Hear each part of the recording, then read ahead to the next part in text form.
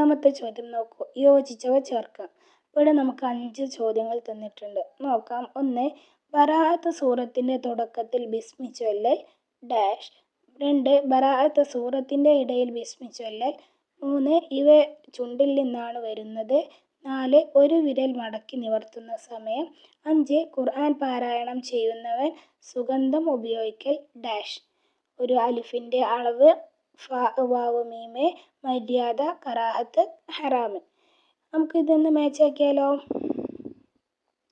ബറാഅത്ത് സൂറത്തിന്റെ തുടക്കത്തിൽ ബിസ്മി ചൊല്ലൽ എന്താണ്? ഹറാമാണ്. അടുത്തത്, ബറാഅത്ത് സൂറത്തിന്റെ ഇടയിൽ ബിസ്മി ചൊല്ലലോ? കറാഹത്ത്. 3. ഇവ ചുണ്ടിൽ നിന്നാണ് വരുന്നത്. ചുണ്ടിൽ നിന്ന് വരുന്ന അക്ഷരങ്ങൾ ഏതൊക്കെയാണ്?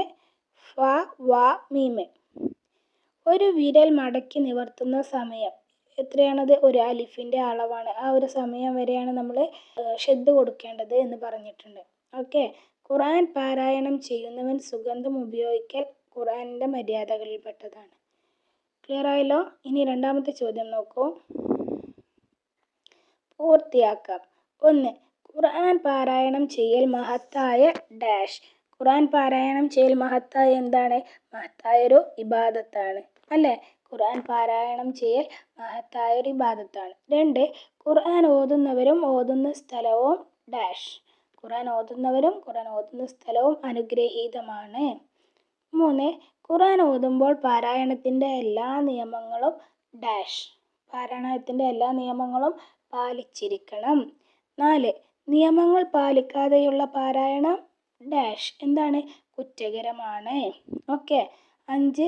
റുബ്ബ ഖാരിഇൻ ലിൽ ഖുർആനി വൽ ഖുർആനു ഡാഷ് വൽ ഖുർആനു യലഅനുഹു.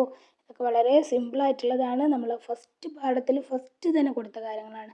അതെല്ലാം നിങ്ങൾക്ക് നന്നായി അറിയാവുന്ന കാര്യങ്ങളായിരിക്കും. എങ്കിലും ഒന്നുകൂടെ നോക്കുക. മൂന്നാമത്തെ ചോദ്യം നോക്കൂ, സാക്കിനായ മീമിന്റെ ഉദാഹരണങ്ങൾ വേർതിരിക്കാം. നമുക്കിവിടെ 4 ഉദാഹരണങ്ങൾ തന്നിട്ടുണ്ട്. 3 നിയമങ്ങളും തന്നിട്ടുണ്ട്. ഇഖ്ഫാ, ഇദ്ഗാം, ഇൾഹാർ. ഓക്കെ. അപ്പം നമ്മൾ ഒന്നുകൂടി ഓർത്തു നോക്കാം. എന്തായിരുന്നു ഇഖ്ഫാ എന്ന് പറഞ്ഞത്? സാക്കിനായ മീമിന് ശേഷം ബാ വന്നാലാണ് നമ്മൾ ഇഖ്ഫാ ചെയ്യൽ. ബാ എന്ന അക്ഷരം വന്നാൽ. ഇദ്ഗാമോ? സാക്കിനായ മീമിന് ശേഷം ഹർക്കത്തുള്ള അക്ഷരം വന്നാൽ ഹർക്കത്തുള്ള അക്ഷരത്തിലേക്ക് ഷദ്ദ കൊടുത്ത് ഉച്ചരിക്കണം. ഓക്കെ. ഇനി ഇൾഹാർ എന്ന് പറഞ്ഞാലോ? സാക്കിനായ മീമിന് ശേഷം ബാ മീമ് അല്ലാത്ത ഏതെങ്കിലും ഒരക്ഷരം വന്നാൽ, ഓക്കെ, ബാ മീമോ അല്ലാത്ത ഏത് 26 അക്ഷരങ്ങളിൽ നിന്ന് ഒന്ന് വന്നാൽ നമ്മൾ ഇൾഹാർ ചെയ്യണം. അപ്പം ഇനി നമുക്ക് ഉദാഹരണങ്ങൾ നോക്കാം. ഫസ്റ്റ് ഉദാഹരണം നോക്കൂ, ഖലഖകും മിൻ നഫ്സിൻ വാഹിദ. ഖലഖകും മിൻ നഫ്സിൻ വാഹിദ. ഇവിടെ എങ്ങനെയാണ് വരുന്നത്? സാക്കിനായ മീമിന് ശേഷം എന്താണ് വന്നിട്ടുള്ളത്? ഹറക്കത്തുള്ള മീമ് തന്നെയാണ് വന്നിട്ടുള്ളത്. സാക്കിനായ മീമിന് ശേഷം ഹറക്കത്തുള്ള മീമ് തന്നെയാണ് വന്നിട്ടുള്ളത്. അപ്പം നമ്മൾ എന്ത് ചെയ്യണം? സാക്കിനായ മീമിനെ ഹറക്കത്തുള്ള മീമിലേക്ക് ചേർത്ത് ഷദ്ദ് ചെയ്യണം. അപ്പം അത് ഏത് നിയമത്തിലായിരുന്നു നമ്മൾ പറഞ്ഞിരുന്നത്? ഇദ്ഗാം. ഓക്കെ, ഇദ്ഗാം. ഇത് ഇദ്ഗാം. അപ്പം നമുക്കവിടെ 2 എന്ന് എഴുതി കൊടുക്കാം.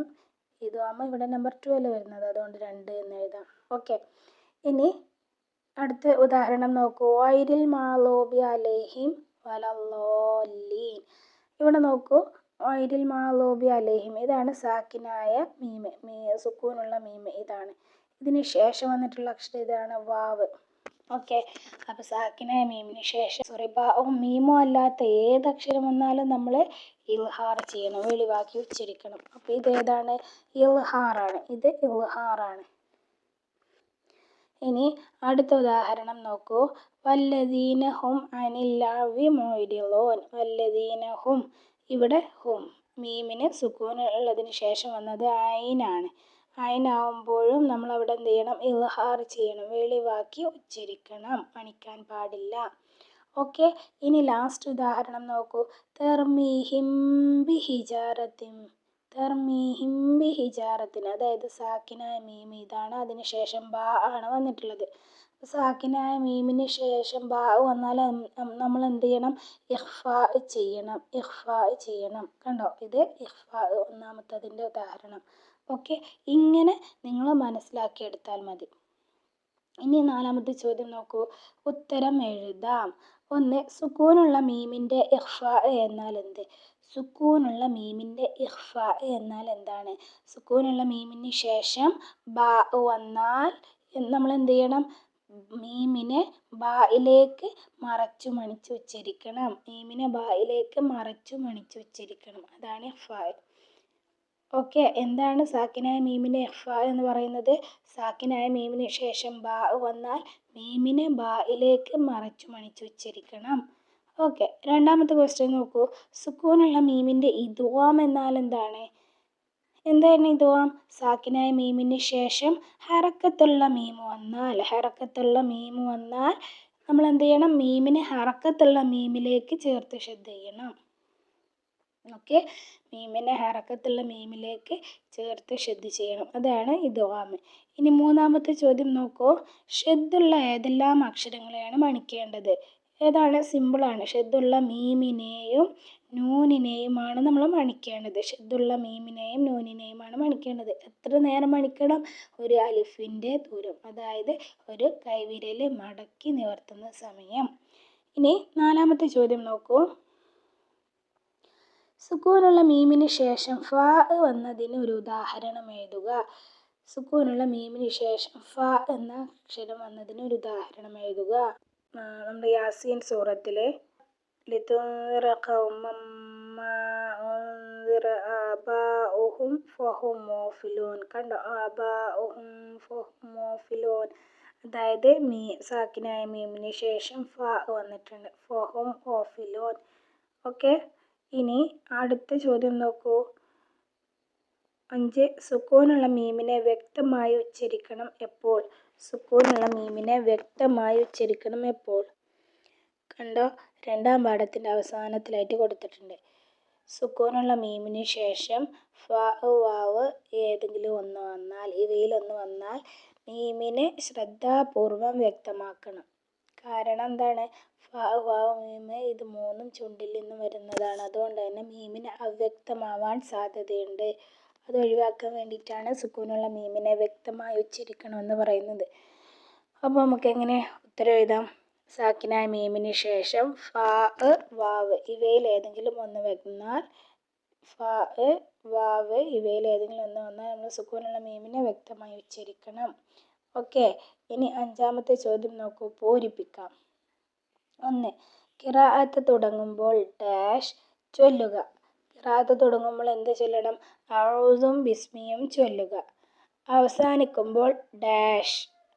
അവസാനിക്കുമ്പോൾ എന്താണ്? സ്വദഖല്ലാഹുൽ അലീം. അപ്പോൾ നമ്മളിവിടെ സ്വദഖല്ലാഹുൽ അലീം എന്ന് ചേർത്ത് കൊടുക്കണം. സ്വദഖല്ലാഹുൽ അലീം എന്ന് ചൊല്ലുക. ഡാഷ് സുജൂദിൻ്റെ സ്ഥലങ്ങളിൽ സുജൂദ് ചെയ്യുക. ഏത് സുജൂദിൻ്റെ? തിലാവത്തിൻ്റെ സുജൂദിൻ്റെ സ്ഥലങ്ങളിൽ സുജൂദ് ചെയ്യുക. ഇതെല്ലാം ഖുർആൻ ഓതുന്നതിൻ്റെ മര്യാദകളാണ്. ഓക്കെ ആണല്ലോ? തജ്വീദ് സിമ്പിളാണ്, പക്ഷെ നിങ്ങളൊന്ന് ശ്രദ്ധിച്ച് മനസ്സിലാക്കി പഠിക്കണമെന്ന് മാത്രമേ ഉള്ളൂ. അപ്പോൾ എല്ലാം എളുപ്പമാകും. അപ്പോൾ നിങ്ങൾ നന്നായി പഠിക്കുക. എല്ലാ മക്കൾക്കും അല്ലാഹു ഉന്നതമായ വിജയം നൽകി അനുഗ്രഹിക്കട്ടെ. ആമീൻ. അസ്സലാമു അലൈക്കും വറഹ്മത്തുള്ളാഹി വബറകാതുഹു.